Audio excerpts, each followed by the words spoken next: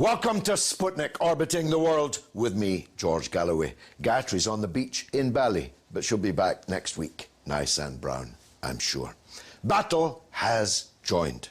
The battle over whether Britain remains in the European Union or decides to leave and join the world. Over the next weeks, we'll be interviewing many people from different sides of the argument. I put my cards on the table just the other week here on Sputnik. I'm for leaving. And therefore, there may or may not be fireworks in the next 25 minutes or so, because I'm interviewing the man who, more than any other, has brought us to this referendum. He scored 4 million votes in the recent general election. Not that he got much for his troubles. One MP who seems, if he doesn't mind me saying so, a little semi-detached from the United Kingdom Independence Party, whose actual leader, Nigel Farage, joins me for a special edition of Sputnik. Nigel, welcome. Thank you. To the show. I'll not pry into the private grief of the loyalties of your one MP, but I do want to turn to the grotesque situation that you can get 4 million votes and only get one MP later in the interview. But am I right? Has battle been joined? Is the referendum campaign now on? Yes. Cameron next week will be at the European Summit, next Thursday and Friday. He will come back, and I will be very surprised if he doesn't call the referendum over the course of next weekend. It'll be June the 23rd, and I'm 90% certain of it. Me too, but let's see if we agree on the reasons why. Why wouldn't the government and those seeking to remain in the European Union, not just the government, of course, why wouldn't they want a long, discursive campaign and a vote sometime perhaps in October? 3 very simple reasons. One is the migrant crisis will not get better over the course of this summer, and we're already seeing, after Angela Merkel's somewhat irresponsible decision to unconditionally open the doors, great tensions in many northern European countries. So the migrant crisis won't get better, so have the referendum before the summer. The second point is that you'll have noticed the stock markets taking a big downward dive over the course of the last couple of weeks. Why? We're back to 2008 in one way. Worries about the banks, worries about their liquidity, and of course that knocks on to the Eurozone. It is only a matter of time before Greece, fails. Defaults, yeah. Yeah, bounce it. I mean, what they've done to Greece, makes it virtually impossible for that economy to pay back the money. So fears that the Eurozone crisis could come back, or perhaps even worse. And the third reason is he doesn't want those of us who are going to campaign to leave to have time to organise, mobilise and get out there and campaign in the country. So for all of those reasons, it will be, I'm absolutely certain of it, in June. You alluded to one of the reasons for going early, namely a perceived disarray in the Leave camp. I'm with you in this campaign. We don't agree on much. But we certainly agree on democracy and the need for our people to be in charge of their own destiny. I mean, the whole point of this is, if you and I take different views, let's say on economics or government borrowing, the fact is we should be able to elect governments with people like you in it or people like me in it, and at the end of 5 years, get rid of them. Yeah, exactly. Elect them and get rid of them. And that's the one thing we can't do with the European Union. Well, that's the point. And to me, the biggest single democratic point here is that every directive that comes from the European Union is proposed by the unelected European Commission. They have the sole right to make law and the sole right to repeal law. And there is nothing we can do, our government, our parliament or the British people, in elections, be they national or European, there's nothing we can do to change a single European law. And that, frankly, means we've given up on being a proper democratic nation, and I want democracy so that we can disagree properly. Yes, quite. My teacher in this was my leader in 1975. I know I don't look old enough, but I was a campaigner in 1975 against joining the then Common Market, led by Mr. Benn. Yes. And Mr. Foote, for that matter, both of whom argued the principled democratic case, that we may or we may not, as a country, go down the road that Mr. Benn, Mr. Foote and I wanted to go down. But at least we had the right to. Yeah. In fact, Jeremy Corbyn and John McDonnell's economic policy is illegal under the European Union. Many of the things that they want to do... Absolutely, because you're stuck with 3% limits, you see, on what you can spend. And can I also say, on a sort of contemporary basis, what has happened to our steel industry over the course of the last couple of months? Look, we know it's a difficult, competitive global world, but what's happened? China's had a slowdown, and what they've done is they've literally dumped their steel on the world markets, and we're not able, as the United Kingdom, to say, whoa, hang on a second, that's not here, mate. Yeah. Exactly, that's not fair play. And the British government is impotent, the Scottish, Welsh governments are impotent. It's a classic example of how, as a part of this club, we cannot put the interests of our businesses and our people first. Let's go back to the architecture point. Yeah. I'm with you, you and me, but who are we? Who else is involved, and how are they organised? Well, we've got two sides to this. It's basically Goldman Sachs v. the rest. No, well, in some ways it is. It'll be good. That's a good line. It'd be good if we could picture it that way. Well, it's the unholy alliance of big banks, multinational businesses and big politics that is on one side of the argument.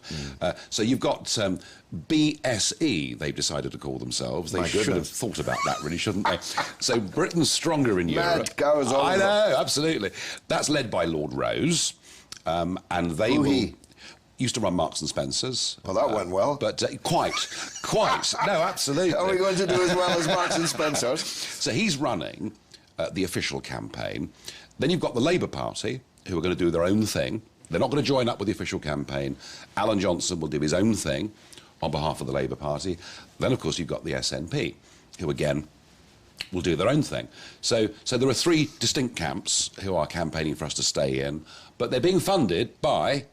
Goldman Sachs. Wow. And JP Morgan, the very people who I suspect many viewers of this show... Including the Labour campaign? Well, that we don't know yet. What we do know is that they're going to fund the BSE campaign. Labour are relying on trade unions to fund the campaign, but I've detected, particularly with TTIP, this transatlantic deal... It's the only way we can get out of TTIP is not to be in the European Union. That's right. And I'm sensing that for the first time in nearly 40 years, the trade union movement are beginning to look at this European project in a slightly different light. So Labour may struggle for funding, but that's that side. And yes, it's backed, as I say, by big banks and the big multinationals. And the multinationals love Brussels because they actually get to set the rules themselves. Yeah, exactly. To the disadvantage of all the small and medium-sized businesses. Now, on the outside, I have to be frank, it's not been easy going. There are two distinct groups, one called Vote Leave, Westminster-based, very Tory, good research, clever people, but who tend to talk purely about the economic arguments, against the more populist campaign led by Aaron Banks called Leave.eu, which is aimed to get support amongst the general public and has talked more about border controls, security and things like that. And frankly, there's been a pitched battle going on between these two groups, and whatever the rights and wrongs of it, I think they've both done reputational damage to each other through this. So I'm part of a new initiative which has come through the middle, and that's called GO, Grassroots Out. And we've got, from Labour, we've got people like Kate Hoey involved, myself obviously, and all the UKIPers. There are some Tory backbench MPs involved, and indeed David Davis. And some old trade union lads. And we get John Boyd, who was a veteran of that campaign back in 1975 that you talked about, shared a platform last Friday night in Manchester with me and others, with Simon Heffer, who is a commentator who's very much on the right of British politics. So what we're doing is we're bringing together the left and right under this GO umbrella, and we will now appeal for the designation. And what I want to do, I'm not interested. This isn't about left and right. It's about right and wrong. And we should be a self-governing nation, and that's what we're going to try and do. Yes, and of course I wouldn't dream of joining the Tory bigwigs. I saw them in the streets of Westminster yesterday, Liam Fox and so on. I just couldn't join with them. So we'll probably join up with Go, not because we agree with the other parties, even John Boyd, but because we have to have some form of common action. Absolutely. And in Scotland, Jim Sillars, very popular nationalist politician. I have to say that Scotland, we've had this big debate about what the European Union is and what it means, and it's been raging in England for years. It's bypassed Scotland. Yeah. Because the word independence, and remember, this referendum is about, do we want to be an independent country or not? Mm-hmm. The word independence in Scotland has meant something different, and there is this myth put out by the Edinburgh media that the whole of Scotland loves the European Union. That's not true. And it's not true, but there's not been a proper debate in Scotland. And I think once it starts, we'll be very surprised, because we'll find that Scottish opinions on this are very similar to the English. Now, the June 23rd, you say, same electoral register that the current elections in Scotland, Wales, London and so on are fighting on. Is there a demographic issue here? Do we have a strategy of approach to the minority ethnic communities, for example, to young people? What's interesting is all across Europe, the movements that have sprung up against this failing, can I say, established order. If we look at Podemos in Spain, we look at Syriza in Greece, very much on the left of politics. And what you see is overwhelmingly their voters are under 30. Look at Marine Le Pen in France, very much on the right of politics. Overwhelmingly, her voters are under 30. You look at even Beppe Grillo, the comedian, who's now on 31% in the Italian opinion polls. Wow. Yeah, and he said to me, very few voters over 50 support him. So across the continent, it's the youth that... It's a revolt, Nigel. It's a revolt against the prevailing orthodoxy, which Dr. Johnson described as the grimmest dictatorship of them all. Quite. Here it's not so simple. Here it's not so simple. Here, at the moment, the under-30s are in favour of staying part of this union. And do you know something? When I look at the universities around this country, and when you realise there are nearly 300 Jean Monnet professorships in British universities. And you begin to think, actually, our youngsters have not been exposed to both sides of the argument. So the answer to your question is that to win this referendum, we've got to put together, under this Go umbrella, the biggest alliance of people from across all ages, races and spectrums that we possibly can. If we do it, we will win. I'll be right back with more of this.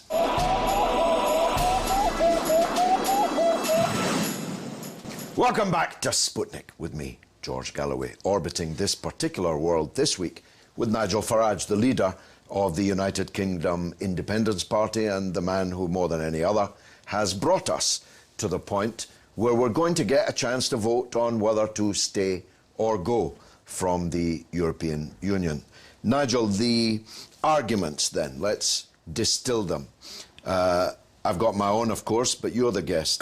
Tell me first, what are your best 3 or 4 reasons why we need to leave? I'm with Churchill. Democracy is a dreadful system, but it's by far the best that mankind's yet invented. And we're part of this club. Yeah. As I said to you earlier, well, we can't change a single European law through the ballot box. That is wrong. I believe in parliamentary democracy. I believe it's something that is fundamentally important. I believe it keeps the peace, within our country. And I want us to be self-governing. I want us to be independent. I want us to set our own economic policies, which people like you and I can argue like cat and dog about, but set our own economic policies.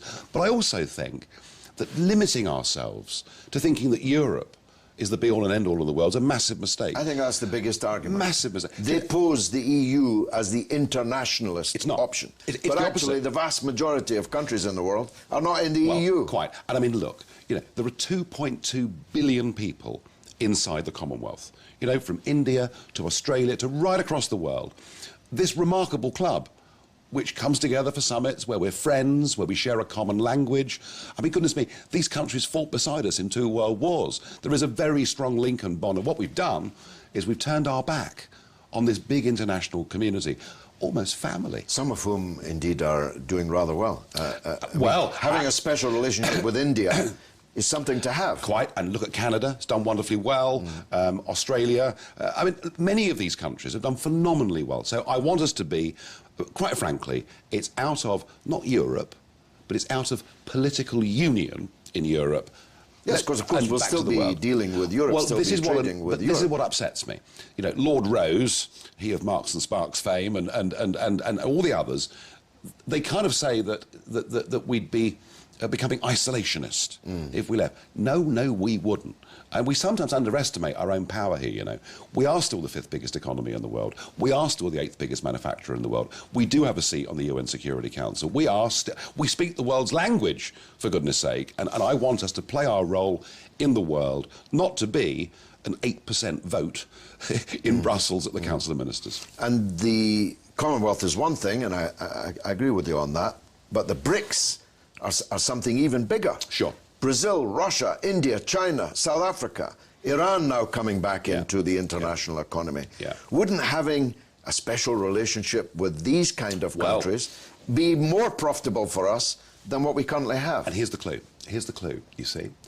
Very few people realise this, but as the 5th biggest economy in the world, we are forbidden from making our own deals and trade relationships with any other country on earth. That must be done for us by an unelected bureaucrat based in Brussels. And that, when you think about it, and we're told... I did a big debate with Nick Clegg in 2014 in the run-up to the European elections, and Nick said, Britain's not big enough and strong enough to negotiate its own trade deals. I said, look, Iceland, with 250,000 people, has just signed a trade deal with China. I'm certain that if they're big enough to do it, we're big enough to do it. But here's the key. What Clegg meant isn't we're not big enough. We're not good enough. Our political class no longer think we are capable as a people of running our own affairs. They've lost faith in this country and its people. Well, I haven't. And what will win us this referendum ultimately is people saying, do you know what? We are blooming well good enough to live in a democracy, make our own rules, control our own borders and live our own lives. It's even worse, you know, that it's not just that we have subsumed our right to make trading deals with the rest of the world. We have a foreign policy which is run by completely unelected people. I mean, Catherine Ashton. She rose without trace. Rose never been elected to anything. Never elected to anything in her life, and she ended as the European Foreign Minister. Yeah. In which position she picked a fight on our behalf with half of the BRICS, if not more than half. So it's not just that we're not allowed to make individual bilateral deals with them. We're towed along in a foreign policy of unremitting hostility to them. This is one of the sort of secrets of British politics. When Cameron came to power in 2010 with the coalition, within a few months of taking office, he signed us up to being part of the European External Action Service. Now, this was never part of any Conservative manifesto, and indeed many Conservative voters would have been appalled to think they'd do this. So there are vast areas of the world in which there is no independent British voice on foreign policy. We're happy for it to be done on our behalf by the European Union. And I've said again and again that, I'm not a friend or fan of Putin as an individual, but the point is to have provoked Putin, which is exactly what we did over the Ukraine, shows me that actually a European Union with a big, active foreign policy could actually be quite a danger. Yeah, and it's not about... I mean, I respect Putin, and I think he's very popular in Russia, and that's the point. He's the leader of Russia, not the leader of anyone else. But we shouldn't be being put into things which are against our national interest when we have no democratic right to alter it. I mean, we could not have told Catherine Ashton to take a different view on the Ukraine. But if we had our own foreign minister, we could. And historically, of course, one of the things that Britain has done is tried to hold the balance of power in Europe, to try and stop bad things happening across Europe, and we're beginning, bit by bit, to surrender that right. I think it's a huge mistake. We should set our own foreign policy. Let's turn to the issue of democracy at home. I alluded to it in the introduction. It's not that we're saying, certainly not that I'm saying, that what we currently have in Britain is somehow perfection, and that we should, in an isolationist Little Englander way, withdraw into our shell. I want to see many, many changes here in Britain, and one of those is pointed up by the frankly grotesque situation where your party got 4 million votes and one MP to show for it. Yeah. Well, and I told Blair and Brown, face to face, man to man, just the two of us, in 2 separate conversations, when they had a landslide majority in their pocket, this is the time to introduce fair voting in Britain, so that people get the number of MPs related and proportionate to the vote that they got. I mean, you know, never in the field of British democracy have so many been represented by so few. I mean, you know, that's a fact. That must be true. I mean, it was. I have to say, personally, I found last year pretty tough and pretty wounding, really. You know, to have managed to get 4 million people to support us, despite, you know, unbelievable sort of media aggression towards UKIP and misrepresentation in many cases. Look, we need to have a more representative electoral system, but can I say 2 other things? One is that the postal voting system is so corrupt and so wrong, we should scrap it and start again. I opposed it from the beginning. You know, I mean, it really has led to terrible things going on. I'm happy for a postal vote if you're 94 years old in a wheelchair, or you're in the British Army serving around the world. You know that you're going to be working in Saudi Arabia at that time. Let's take postal voting back to what it was intended to be. And the other thing, and people aren't noticing this, money. Money, money, money.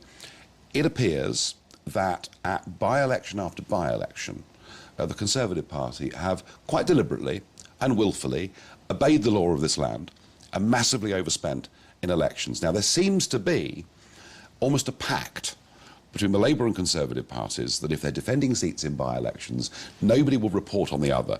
Well, for goodness sake, if we're going to have elections, we have to have rules, and we need to have an electoral commission that actually enforces those rules.